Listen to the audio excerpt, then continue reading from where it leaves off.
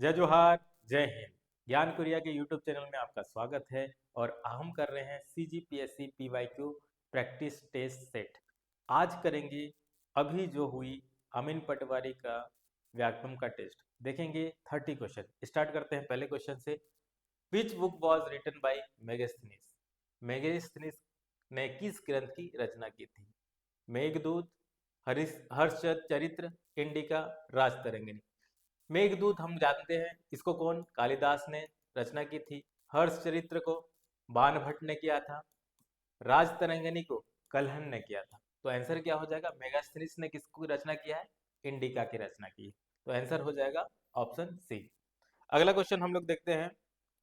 भारतीय नदियों को उनकी लंबाई के बढ़ते क्रम में रखें। तो भारतीय नदियों के उसके लेंथ के हिसाब से हमको देखना है।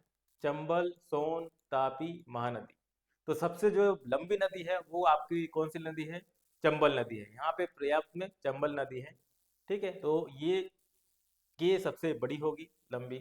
उसके बाद जो है नदी है महानदी, हमारी महानदी है, तो एन होगा। और सबसे छोटी जो इसमें नदी नदी है वो है तापी नदी। तो M L M L N K, तो MLN के, तो आंसर क्या हो जाएगा? ऑप्शन डी हो जाएगा। अगला क्वेश्चन हम लोग देखते हैं। Which year was construction of Swiss canal completed? Suez नहर का निर्माण कब पूरा हुआ? जैसे कि अगर आप देखें जाए, ये यूरोप है, ये अपना एशिया है, और यहाँ पे आपको अफ्रीका मिलेगा।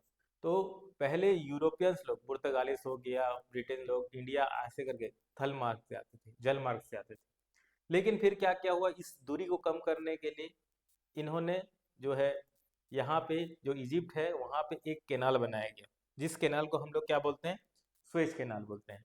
और ये सुएज कैनाल को कंप्लीट कब होता है? तो कंप्लीट कब होता है? ये 1869 में होता है। ये इंपॉर्टेंट डेट आपको क्या पता याद होगा, क्योंकि इसी डेट में हमारे राष्ट्रपिता 2 अक्टूबर 1859 में इनका क्या हो जाता है? बर्थडे रहता है। ठीक है ना, बर्थडे है महात्मा गांधी जी का। तो ये इंपॉर्टेंट डेट है, और इसी डेट में आप ट्रिक के थ्रू ये याद कर सकते हैं कि स्वेज कैनल को भी पूरा किया गया था। और लगभग 100 साल के बाद, लगभग 1960 के आसपास में, जो स्वेज कैनाल को बाद में फिर ब्रिटिश कंट्रोल कर लेते हैं। और उसके बाद जब इस कैनाल को ब्रिटिश से छूटता है, तो हम लोग कहते हैं कि ब्रिटिश साम्राज्य का खत्म होता है। एक सिग्निफिकेंट ईयर माना जाता है उसको।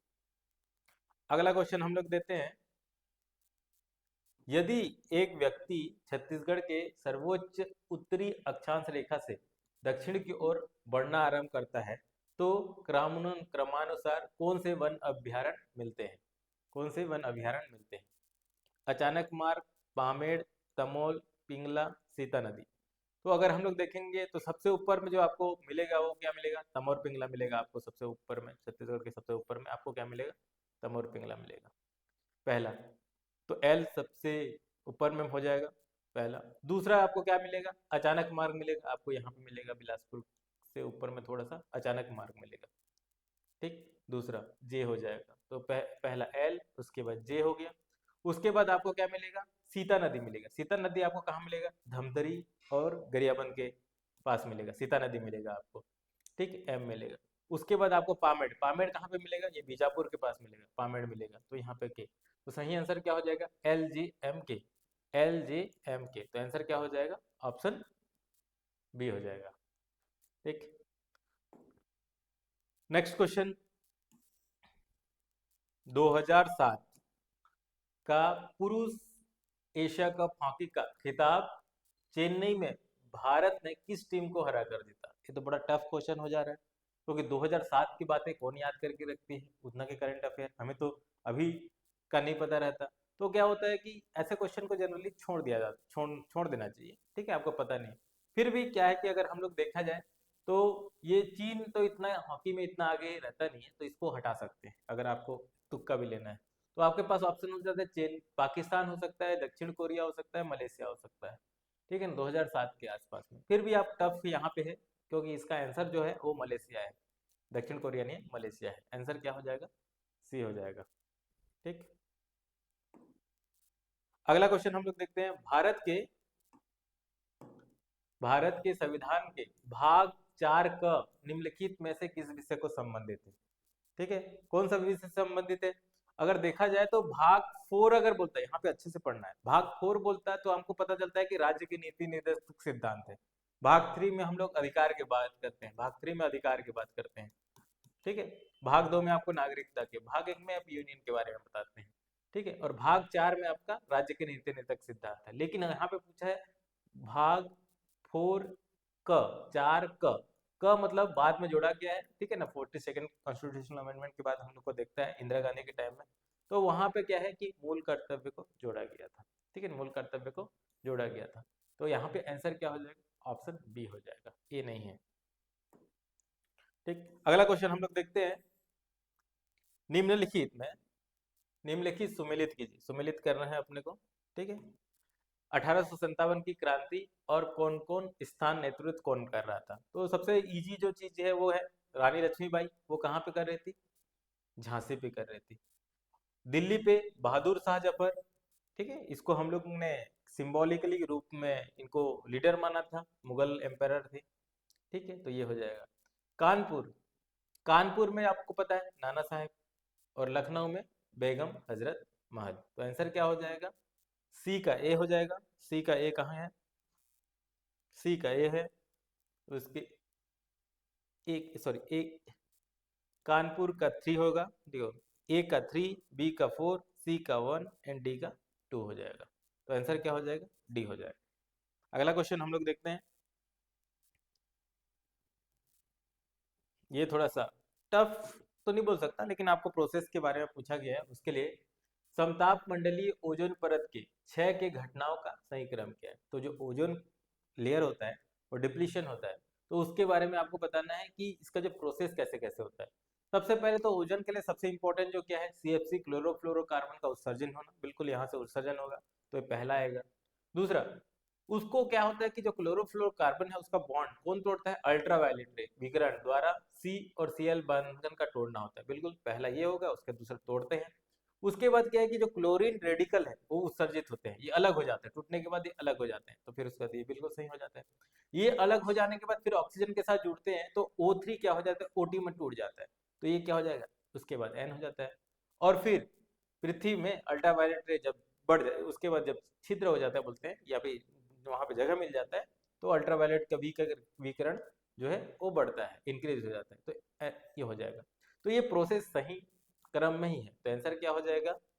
के एल के एल एम एन ओ। तो आंसर क्या हो जाएगा? KLMNO। बहुत बढ़िया क्वेश्चन था कि प्रोसेस के ऊपर भी क्वेश्चन पूछ रहा है, अच्छा लगा। अगला क्वेश्चन हम लोग देखेंगे। भारत के नियोजन, भारत के नियोजन के प्रमुख उद्देश्य हैं। भारत के नियोजन के प्रमुख उद्देश्य हैं। राष्ट्रीय आय में वृद्धि। बिल्कुल, नियोजन का तो सही तरीका क्या है? जितना भी रिसोर्सेस का इसका अच्छे से इस्तेमाल करना और उससे वृद्धि करना, लोगों की आय में वृद्धि करना सही है। दूसरा, पूंजीवाद को बढ़ावा देना। जो नियोजन का जो कॉन्सेप्ट है, ये प्लानिंग ही हम लोग कहाँ से लेते हैं? यूएसएसआर से लेते हैं, सोवियत यूनियन से लेते हैं। और सोवियत यूनियन का जो विचारधारा है समाजवाद है, तो पूंजीवाद को बढ़ावा नहीं देना था। ठीक है ना, ऐसा कोई उद्देश्य नहीं था। ठीक है, तो ऑप्शन बी नहीं होगा। संसाधनों का सही वितरण सुनिश्चित करना। बिल्कुल, संसाधन का सही तरीके से वितरित करना और निर्धनता के चक्र को समाप्त करना, ये भी सही। तो आंसर क्या हो जाएगा? JLM। क्या हो जाएगा? JLM हो जाएगा। आंसर क्या हो जाएगा? ऑप्शन डी हो जाएगा। अगला क्वेश्चन देखते हैं, वो है उष्णकटिबंधीय घास के मैदान। उष्णकटिबंधीय घास के मैदान कहाँ पे है? तो क्या होता है कि ट्रॉपिकल टेम्परेट अगर अर्थ को देखा जाए तो इक्वेटर है, भूमध्य रेखा है, एक कर्क रेखा है, मकर रेखा है, उसके बाद ये 66 डिग्री है। ठीक है, ये 23 डिग्री एंड हाफ है। ठीक है ना, 23 डिग्री और 66 एंड हाफ ये साउथ है, ये 23 एंड हाफ ये साउथ है, ये नॉर्थ है और नॉर्थ है। ऐसे ही रहता है हम लोग का। तो इसको हम लोग क्या बोलते हैं? ये वाला जो जोन है उसको हम लोग ट्रॉपिकल जोन बोलते हैं। क्या बोलते हैं? ट्रॉपिकल जोन बोलते हैं। अब इस ट्रॉपिकल जोन में या फिर उष्णकटिबंधीय जोन में तो नीचे वाले को टेम्परेट जोन बोलते हैं। तो इसके अंदर में जो घास के मैदान है वो कौन कौन से हैं? तो सबसे पहले हमको पता चलेगा कि अगर आप ब्राजील के बारे में देखा जाए, ठीक है ना, ब्राजील और इसके बारे में देखा जाए, तो जो इक्वेटर से लेके नीचे तक पूरा ब्राजील से उधर है, तो वहां पे आपको क्या बोलेगा? कैंपोस और लानोस मिलेंगे। 2 कैंपस सोलनानिस वहाँ पे मिलेंगे, और पैम्पास जो होगा, पैम्पास वो अर्जेंटीना में मिलेगा और वो भी टेम्परेट में मिलेगा, तो आंसर ये पैम्पास नहीं होगा। वेट्स, वेट्स भी आपको क्या मिलेगा, ये दक्षिण अफ्रीका में नहीं मिलेगा, ये अफ्रीका में मिलेगा, और अफ्रीका के नीचे में मिलेगा यहाँ पे, तो वेट्स भी नहीं हो जाएगा। तो यहाँ पे जे और एल, जे और एल आपका क्या होगी, ये उष्णकटिबंधीय घास मिल जाएगा। वेट्स और पैम्पास क्या होगा, टेम्परेट ग्रासलैंड होगा, तो आंसर यहाँ पे क्या हो जाएगा, डी हो जाएगा। अगला क्वेश्चन हम लोग देखते हैं,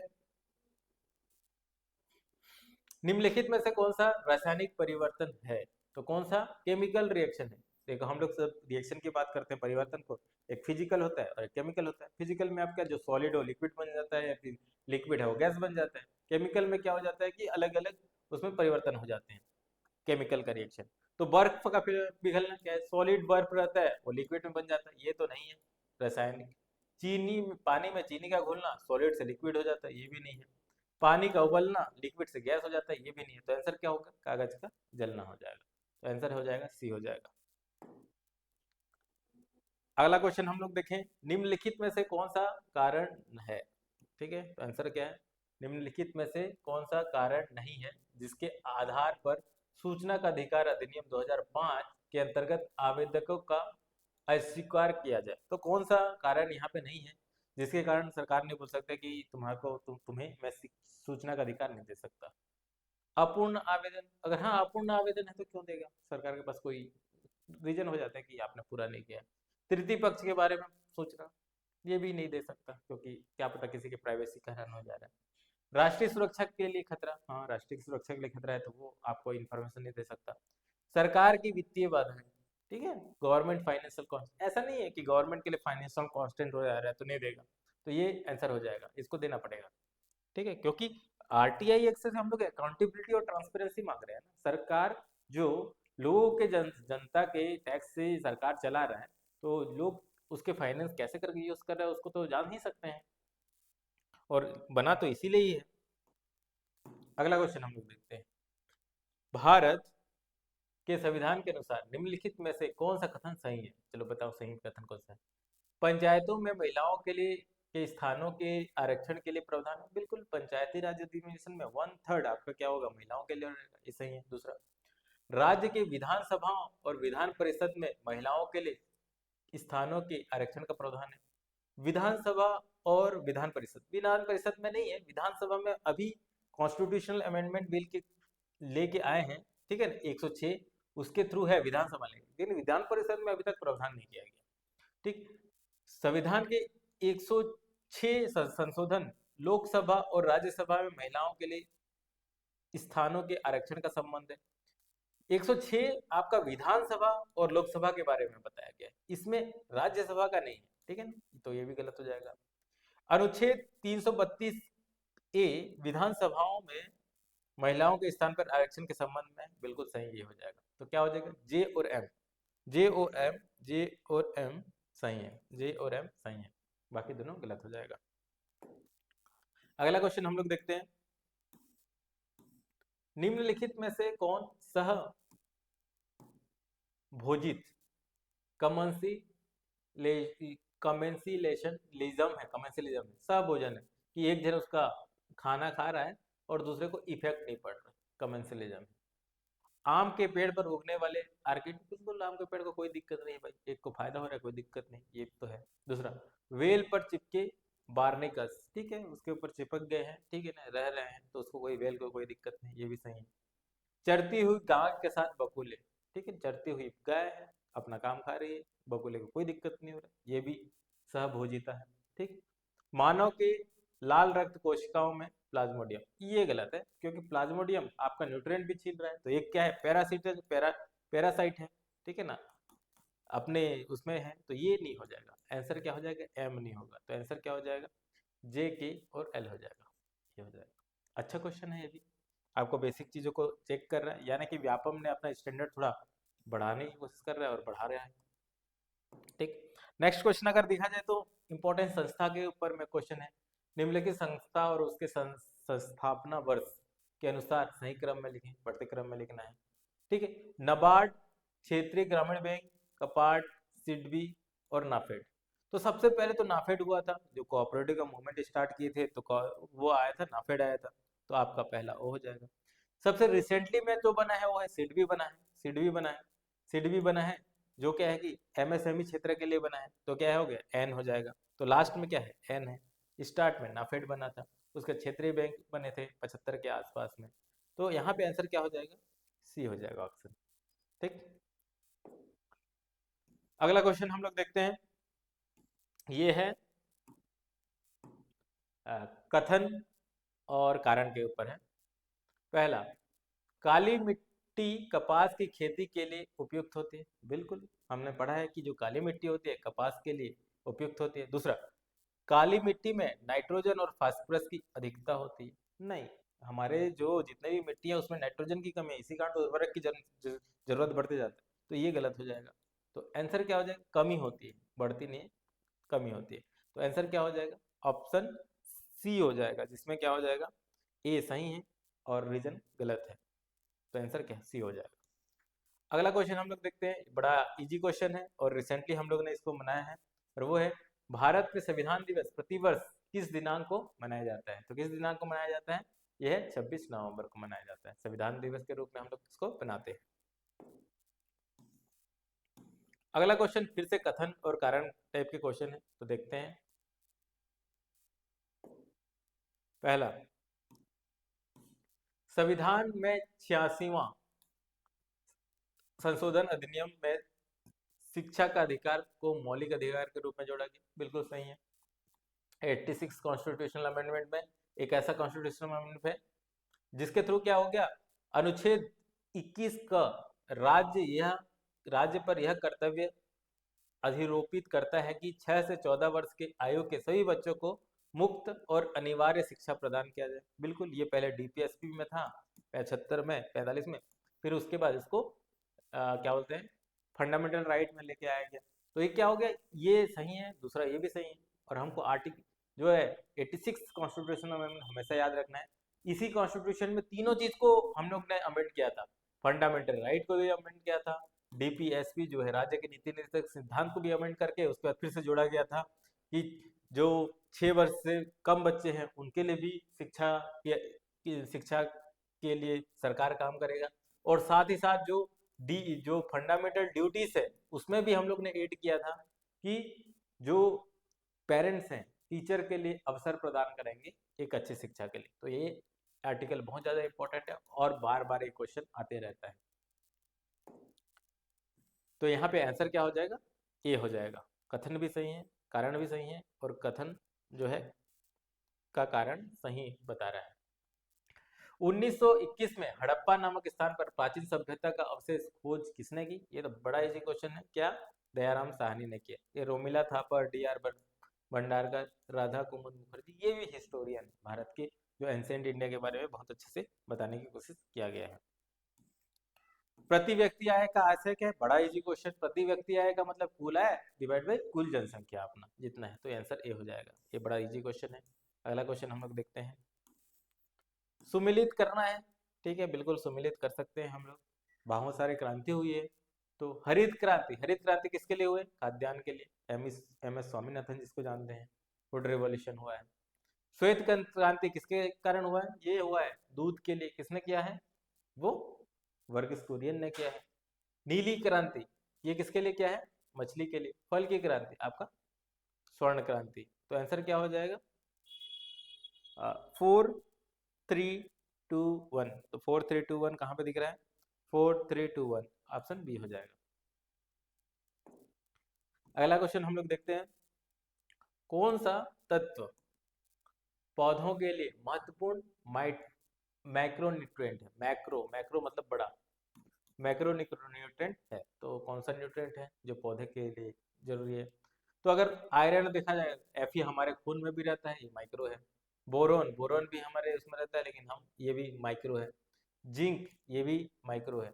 जो कैल्शियम है वो क्या है, मैक्रोन्यूट्रिएंट है। तो आंसर क्या हो जाएगा, ऑप्शन सी हो जाएगा।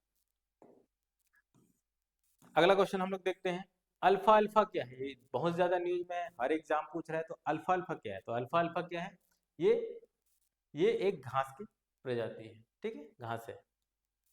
अगला क्वेश्चन हम लोग देखते हैं। ये मृत्यु संस्कार के रूप में क्वेश्चन पूछा था, एक अच्छा क्वेश्चन है।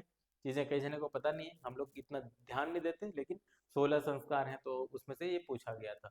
तो निम्न संस्कारों को उसके संपन्न होने के अनुसार क्रम में लिखें। तो सबसे पहला जो होता है वो है गर्भधारण होता है, और सबसे लास्ट में आपका क्या है, नामकरण हो रहा है। तो गर्भधारण कहीं पे लिखा है, एम एम एम, और लास्ट में क्या है, नामकरण एल कहाँ है। तो एम सबसे पहले और एल सबसे लास्ट में, ठीक है। तो सबसे पहले आपका गर्भधारण होता है, उसके बाद क्या होता है, 3 महीने में पुष्पन होता है। पुष्पन होने के बाद आपका क्या होता है, फिर उसके बाद सिमसीतोष तोनयन होता है। उसके बाद क्या है, जातक्रम होता है, और उसके बाद क्या होता है, नामकरण होता है। तो ये आपका आंसर हो जाएगा MKNONL हो जाएगा, ऑप्शन ए सही है। अगला क्वेश्चन है, ये भी कथन और कथन वाले हैं और कारण वाले हैं। यूट्रोफिकेशन झीलों और तालाब में पानी की गुणवत्ता को गिराने का कारण बनता है।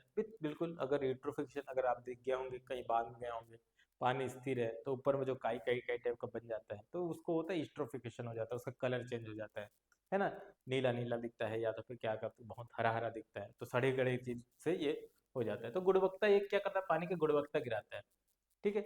यूट्रोफिकेशन जल निकायों में पोषक तत्व का संवर्धन की प्रक्रिया है, जिससे शैवाल की अधिक वृद्धि होती है। बिल्कुल सही है कि जो न्यूट्रिएंट्स है, जैसे कि एक गांव के बाहर में या फिर जो शहर के बाहर में क्या है कि छोटा सा तालाब रहता है, तो उसमें बहुत सारे न्यूट्रिएंट्स आ जाते हैं, घर में जो न्यूट्रिएंट्स रहते हैं वो आ जाते हैं।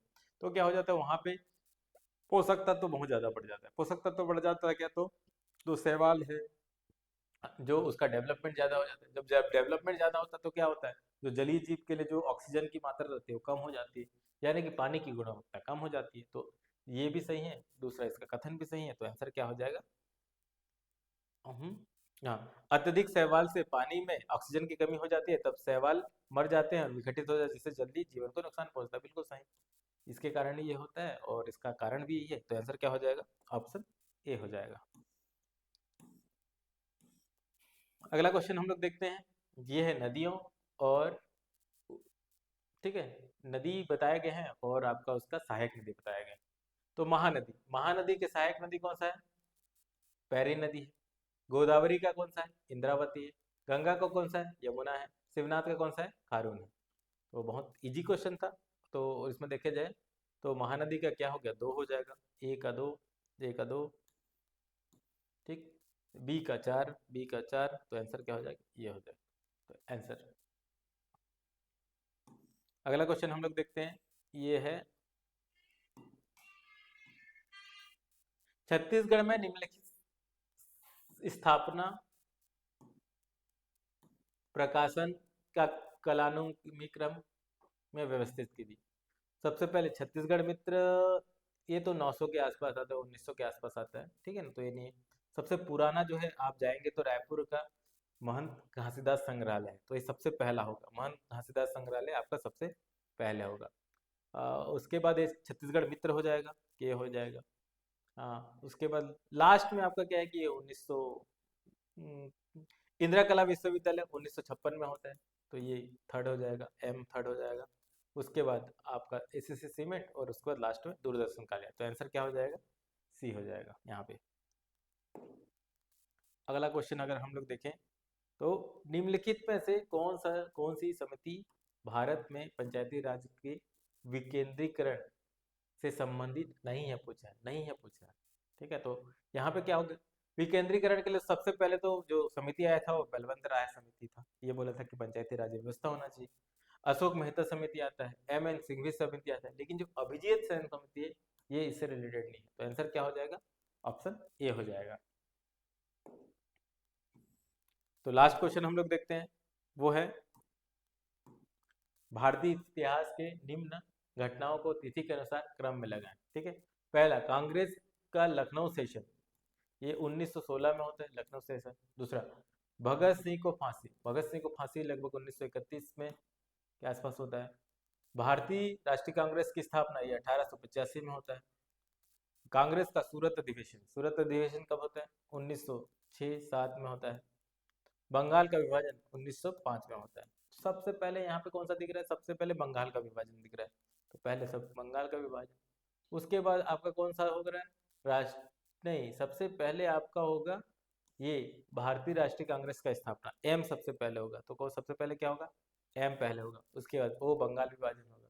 उसके बाद आपका क्या है? कांग्रेस का सूरत अधिवेशन।